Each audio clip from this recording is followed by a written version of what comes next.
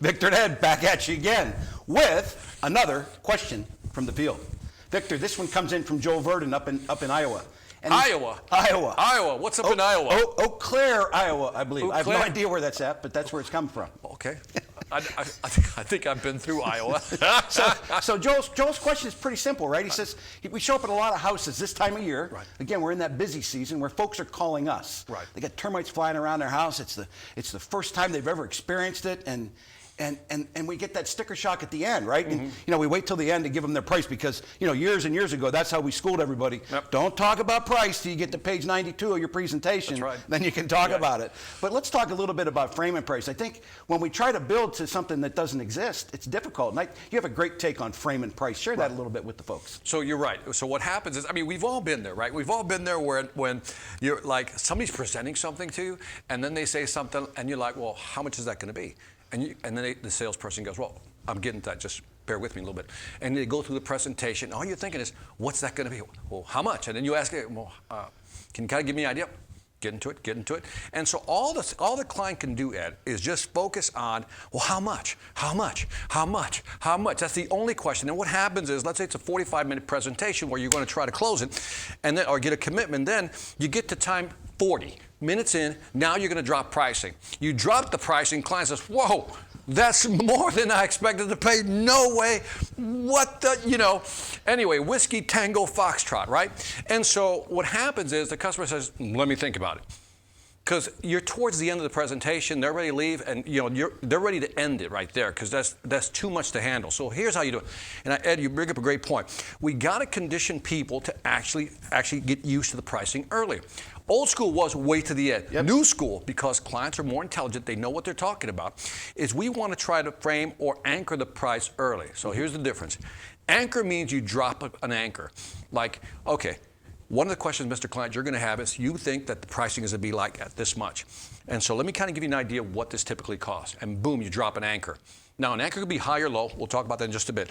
If you don't like dropping anchors, then you drop a frame. And a frame is essentially, let me just kind of highlight some of where the costs are going to be because I know that's what you were thinking about. Now, if you're doing this within the first 10, 15 minutes, you have to pick out your time frame when to hit this. But hit it early. Now you give them a frame. It's going to be between $1,000 to $3,000 a month. So you framed it so the customer's like, ooh. Even if they're going, ooh, you're still at the beginning of the presentation and they're still in the game, so to speak. Now what happens, to your point, Ed, if you're waiting to the end to build value, you're building value because you're going to drop the price at the end, the customer's going, how much? That's all they can think about. But now, because you framed the price or anchored it early, you're going to say, from an organ perspective, you're going to say, you get this, you get this, you get that, you get this also, you get this, and they're going, okay, so I also get that. So that's also included. So notice now that every time I add something, I'm adding value to the price I just delivered. And what it's doing is if I drop the price at 15 minutes and the presentation ends at 45, they've had at least 30 minutes to socialize, that's a good word, to socialize, i.e. get used to the pricing, which is why I agree with you, Ed. Yeah, and I think it comes down to really, when we show up, for instance, let's just use the termite example. They got swarming termites and they call us and they're in a panic. They're highly emotional at that point in time. And one of the first things you're going to hear, I've heard it 1,000 times, is, oh my gosh, how much is this going to cost? Right? And they wait till page 93 has got to go out the window, right? So, when you roll up to that house, how much this is going to cost, right? You got a pretty good ballpark on what the termite service is going to cost. Don't shy away from that. You might say something like, basically, I got to do all my stuff. I got to do all my measurements. I got to put the pricing together for you. But looking at it from here, give you a rough estimate, so we don't have you walking off the ledge. Somewhere between $1,800 and $3,200. And then we'll figure it from there. So I think when you do that at that point in time, then you can start to demonstrate, and so the value can start to build.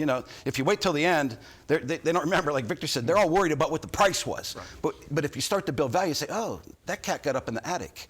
Oh, look at how long he spent on the inspection. Mm-hmm. Oh, the other guy didn't do that. The other gal didn't do that. Look what this Orkin Pro is doing for us. He's doing all these things. So you're ticking off value to build value. We talk about building value, but nobody ever really talks about building value. Right. They just say, oh, say something. But if you can then demonstrate, so then they're looking like, oh, wow, he did this, he did this, he did this, he did that.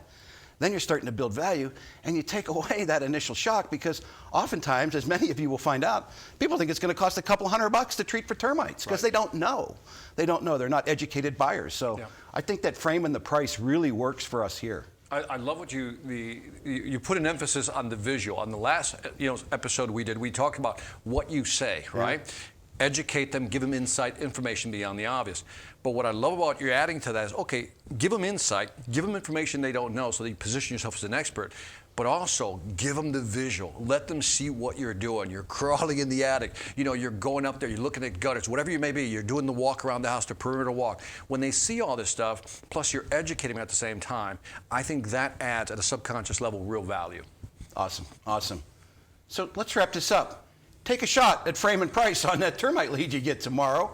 And until we connect with you again, continue to separate yourself from the competition, and good selling.